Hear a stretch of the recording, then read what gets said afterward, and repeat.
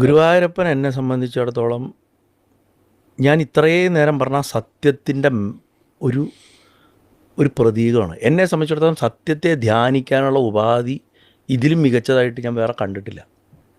അതുകൊണ്ടാണ് ഗുരുവായൂരപ്പൻ എന്നുള്ള നാമം പറയുമ്പോൾ എനിക്ക് കണ്ണു നിറയണതും ഭഗവാന്റെ കാര്യങ്ങൾ പറയുമ്പോഴും ഞാൻ അവിടെ ലീലയോ കാര്യങ്ങളോ അല്ല, അതിൻ്റെ അകത്തുള്ള ആ സ്ഫുരണമാണ് കാണുന്നത്.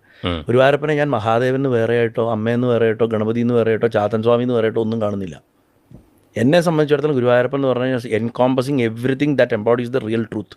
സത്യം പരം ധീമഹി എന്നൊരു വാക്ക് ഒരു ഒരു ഒരു ഒരു ഒരു ഫ്രേസ് ഉണ്ടെങ്കിൽ ആ അതിൻ്റെ ഒരു മാനിഫെസ്റ്റേഷനാണ് എന്നെ സംബന്ധിച്ചിടത്തോളം ഗുരുവായൂരപ്പൻ. അതുകൊണ്ടാണ് ഞാൻ പറയാറ്, ഈ സത്യത്തെ നമ്മൾ തിരിച്ചറിയുന്നത് യോഗവിദ്യയിൽ എങ്ങനെയാ വെച്ചാൽ പ്രാണനെ നിരോധിച്ചിട്ടുമുണ്ടാ. പ്രാണൻ വെച്ചാൽ പ്രധാനപ്പെട്ട വായു, ഗുരുവായ വായു, അത് ഓടുന്ന പുരം നമ്മുടെ ശരീര. അത് തൃശ്ശൂർ ജില്ലയിലത്തെ ഒരു സ്ഥലമല്ല. ഇത് ഭട്ടതിരിക്കറിയാം, നമുക്കറിയില്ല എപ്പോഴും.